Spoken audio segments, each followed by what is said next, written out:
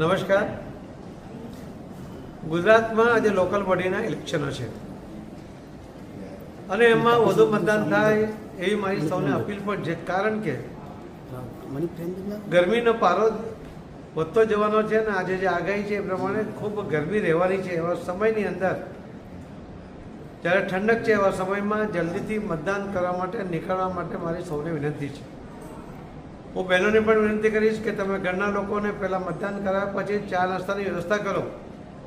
એનાથી તમે મતદાન માટેને તમારે સક્રિયતા એમાં ખૂબ મોટો ભાગ એના પર્સન્ટેજ વધારવામાં આવશે. એના કારણે ખૂબ મોટા પર્સન્ટેજમાં વોટિંગ વધશે.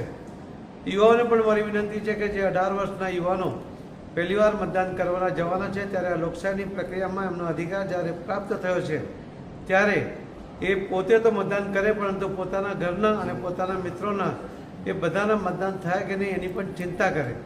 પોતાના ઘરના સિનિયર સિટીઝનો કે મોહલ્લાના સિનિયર સિટીઝનોને એ મતદાન મથક સુધી લઈ જવામાં પણ મદદ કરે અને એમને કાળજી લે.